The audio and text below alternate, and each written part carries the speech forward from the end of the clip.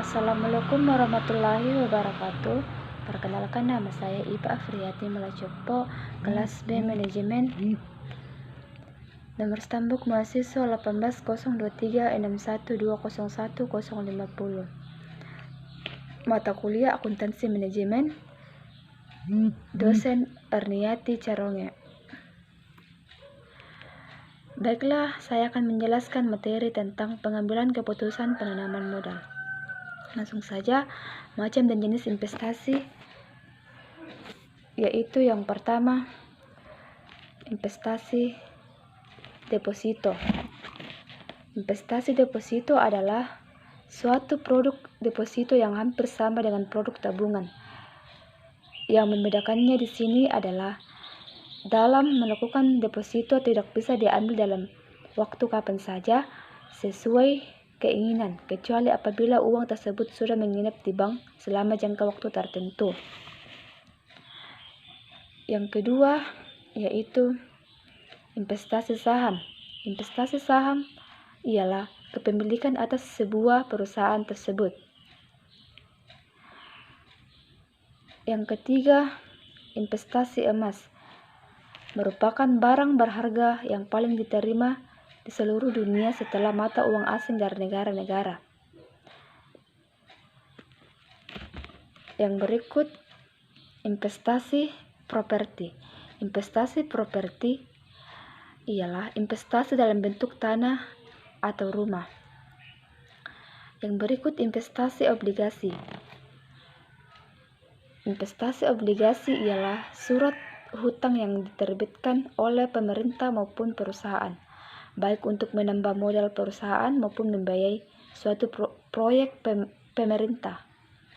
Yang berikut, investasi reksadana, yaitu wadah yang digunakan untuk menghimpun dana dari masyarakat yang dikelola oleh badan hukum yang bernama manajer investasi untuk kemudian diinvestasikan ke aset finansial lainnya.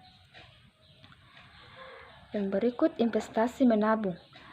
Investasi menabung yaitu dengan menyimpan uang di tabungan, maka akan mendapatkan suku bunga yang tertentu yang besarnya mengikuti kebijakan bank yang bersangkutan. Baiklah, kita masuk ke materi yang selanjutnya, yaitu jenis-jenis investasi. Jenis investasi berdasarkan asetnya, yaitu yang pertama real asset, yang kedua financial asset. Yang berikut jenis investasi berdasarkan pengaruhnya. Yang pertama, investasi otonom, yang kedua investasi terpengaruh, yang ketiga yang berikut yaitu jenis investasi berdasarkan bentuknya. Yang pertama, investasi portofolio, yang kedua investasi langsung. Yang berikut jenis-jenis investasi.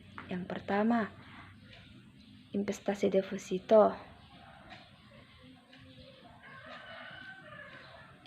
yaitu penanaman modal dalam bentuk simpanan uang di bank dengan pendapatan berupa bunga dalam periode waktu tertentu sesuai dengan perjanjiannya. Yang berikut, investasi saham, yaitu investasi berupa pembelian bagian kepemilikan suatu perusahaan dengan bentuk surat berharga yang dapat diperjualbelikan.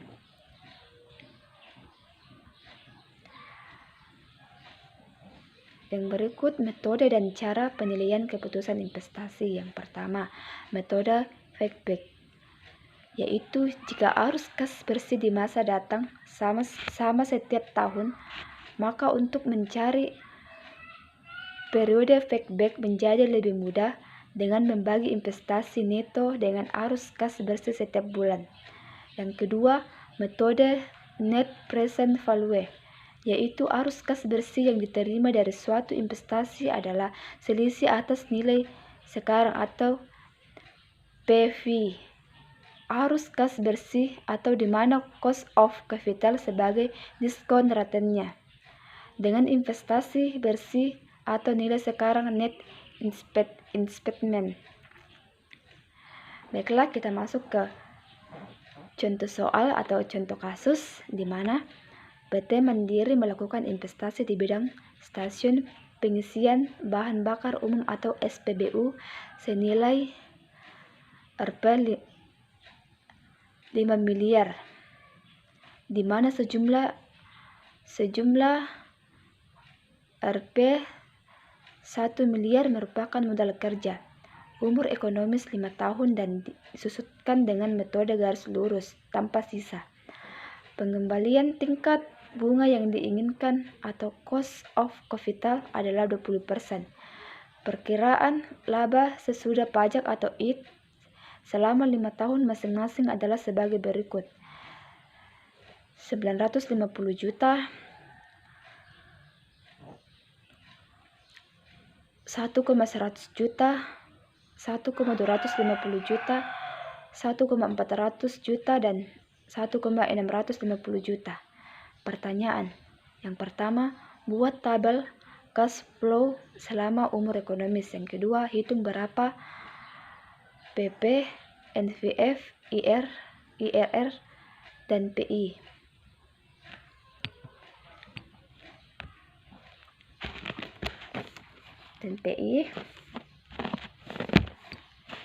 Baiklah, kita masuk ke jawaban, yaitu penyusutan sama dengan investasi dikurang modal kerja dibagi umur ekonomis. Penyusutan sama dengan 5 miliar dikurang 1 miliar dibagi 5 tahun, sama dengan 8 juta. Baiklah, kita masuk atau kita lihat tabel di mana dari tahun 2004 sampai 2008. 2004 AIDS menghasilkan 950.000, penyusutan menghasilkan 800.000, kas bersih menghasilkan 1.750.000, diskon faktor menghasilkan 0,833, PV kas bersih menghasilkan 1.457.750.000 rupiah. Baiklah, kita masuk ke 2005. AIDS menghasilkan 1.100.000, penyusutan 800.000, kas bersih 1.900.000, diskon faktor 0,693.000, PV kas bersih 1.318.600.000 rupiah.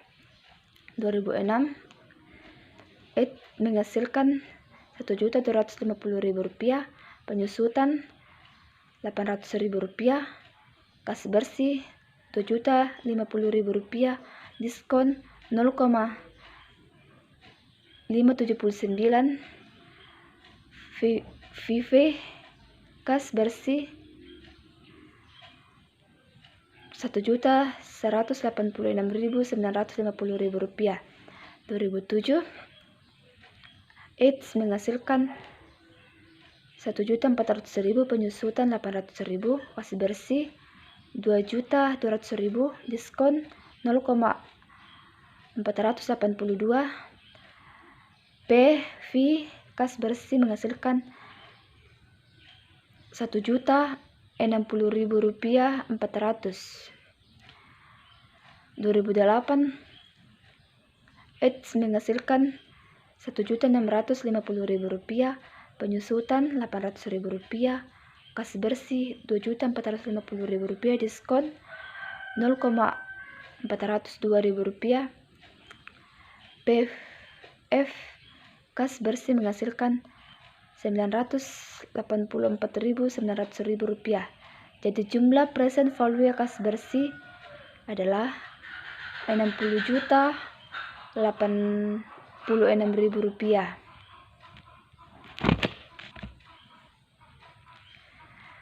Baiklah, kita masuk ke payback periode.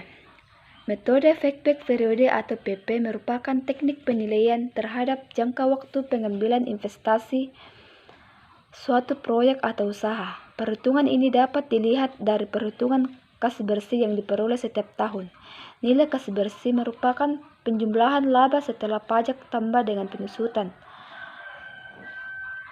atau dengan catatan jika investasi 100% menggunakan modal sendiri. Ada dua macam modal perhitungan yang akan digunakan dalam menghitung masa pengembalian investasi sebagai berikut. Yang pertama, apabila kas bersih setiap tahun sama, maka PP sama dengan investasi dibagi kas bersih per tahun dikali 1 tahun. Dari contoh kasus di atas, seandainya PT Mandiri mempunyai kas bersih sama yaitu Rp 2.500.000 setahun, maka PP-nya yaitu PP sama dengan 5 miliar dibagi 2.500.000 dikali 12 bulan sama dengan 24 bulan atau 2 tahun. Apabila kas bersih setiap tahun berbeda sama seperti kasus di atas, maka PP dapat dicari sebagai berikut, yaitu investasi sama dengan 5 miliar, kas bersih tahun pertama sama dengan 1.750.000 rupiah dibagi 3.250.000 rupiah. Kas bersih tahun kedua yaitu 1.900.000 rupiah dibagi 1.350.000 rupiah. Yang berikut, karena sisa tidak dapat dikurangi proses tahun ketiga, maka sisa proses tahun kedua dibagi proses tahun ketiga yaitu PP sama dengan Rp 1.350.000 rupiah dibagi 2.050.000 rupiah dikali 12 bulan sama dengan 7,9 bulan atau 8 bulan. Maka payback periode adalah 2 tahun atau 2 tahun 8 bulan. Untuk menilai apakah usaha layak diterima atau tidak dari segi PP, maka hasil perhitungan tersebut harus sebagai berikut, yaitu PP sekarang lebih kecil dari umur investasi. Yang kedua, membandingkan rata-rata industri unit usaha sejenis. Yang ketiga, sesuai dengan target perusahaan. Kelemahan metode payback periode adalah yang pertama, mengabaikan time value of money. Yang kedua, tidak mempertimbangkan arus kas yang terjadi setelah masa pengembalian. Yang berikut yaitu net present value. Net present value atau NPV atau nilai bersih sekarang merupakan perbandingan antara VV kas bersih atau VV of process dengan VV investasi atau capital outlay. Selama umur investasi, selisih antara nilai kedua VV tersebutlah yang kita kenal dengan net present value. Untuk menghitung NPV, terlebih dahulu kita harus tahu berapa VV kas bersihnya. VV kas bersih dapat dicari dengan jalan membuat dan menghitung dari cash flow perusahaan selama umur investasi tertentu. Rumusan yang biasa digunakan dalam menghitung NPV adalah sebagai berikut. NPV sama dengan kas bersih 1 dikali kas bersih 1 dibagi dengan 1 tambah R pangkat 1 tambah kas bersih 2 dibagi 1 tambah R pangkat 2 tambah kas bersih N dibagi 1 tambah R pangkat 2 dikurang investasi. Setelah memperoleh hasil yang dengan yang pertama NPV positif, maka investasi diterima, dan jika NPV negatif, sebaliknya investasi ditolak. Apabila diasumsikan tingkat bunga pengambilan yang diinginkan atau cost of capital adalah 20%, maka hitung NPV-nya. Untuk menghitung NPV akan dibahas dari kedua kasus di atas, yaitu jika kas bersih tiap tahun sama atau dalam jutaan, maka NPV sama dengan Rp2.500.000 dibagi 1 tambah 0,2 pangkat 1 tambah Rp2.500.000 dibagi 1 tambah 0,2 pangkat 2 tambah Rp2.500.000 dibagi 1 tambah 0,2 pangkat 3 tambah Rp2.500.000 dibagi 1 tambah 0,2 tambah Rp2.500.000 dibagi 1 tambah 0,2 pangkat 5 dikurang 5.000.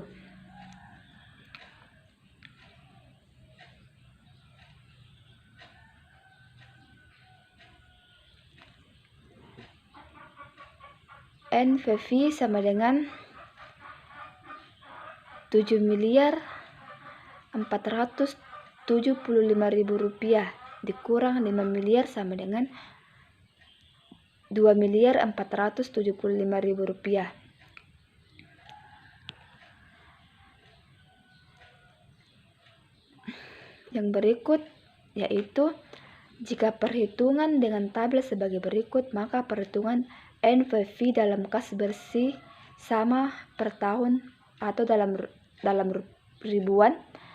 Baiklah, kita lihat tabel, di mana ada tabel dari tahun 2004 sampai 2008. Tahun 2004 kas bersih menghasilkan Rp2.500.000. Diskon faktor 0,833. PV kas bersih Rp2.082.500.000. 2015 kas bersih menghasilkan Rp2.500.000, diskon menghasilkan 0,694.000. PV kas bersih Rp1.735.000. 2006 kas bersih menghasilkan Rp2.500.000, diskon menghasilkan 0,579.000. PV kas bersih menghasilkan Rp1.447.500. 2007 kas bersih menghasilkan Rp2.500.000, diskon faktor 0,482.000. PV kas bersih Rp1.005.000. 2008 kas bersih menghasilkan Rp2.500.000, diskon faktor menghasilkan 0,402.000. PV kas bersih menghasilkan Rp1.005.000. Total PV kas bersih sama dengan Rp7.475.000. Jadi total PV kas bersih sama dengan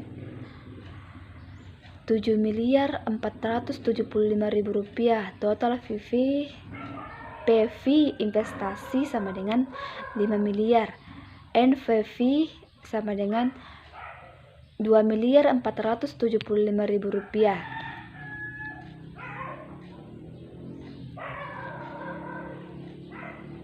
Kelebihan dan kekurangan penilaian keputusan investasi. Yang pertama, metode feedback periode. Kelebihan Metode feedback ini banyak digunakan untuk melengkapi metode lain apabila periode feedback kurang dari 1 periode yang telah ditentukan. Proyek tersebut diterima, apabila tidak, proyek tersebut ditolak. Kelemahannya, tidak memperhatikan aliran kas masuk setelah periode feedback, sedangkan dengan NVF masih diperhatikannya aliran kas masuk sampai selesainya waktu periode proyek. Yang kedua, metode net present value. Kelebihan, memperhitungkan nilai waktu dari uang, memperhitungkan nilai sisa proyek. Kelemahan, manajemen harus dapat menaksir tingkat modal relevan selama usia ekonomis proyek. Proyek memiliki nilai investasi inisial yang berbeda, maka NPV yang lebih besar belum menjamin sebagai proyek yang lebih baik. Yang ketiga yaitu metode internal rate of return. Kelebihan, apabila IRR lebih besar daripada tingkat bunga yang disyaratkan, maka proyek tersebut diterima. Apabila lebih kecil diterima. Kelemahan, secara mendasar menurut teori memang hampir tidak ada, namun dalam praktek memperhitungkan untuk menentukan IRR tersebut masih memerlukan perhitungan NPV. Baiklah, itulah materi yang dapat saya jelaskan. Kurang dan lebihnya mohon dimaafkan. Assalamualaikum warahmatullahi wabarakatuh. Terima kasih.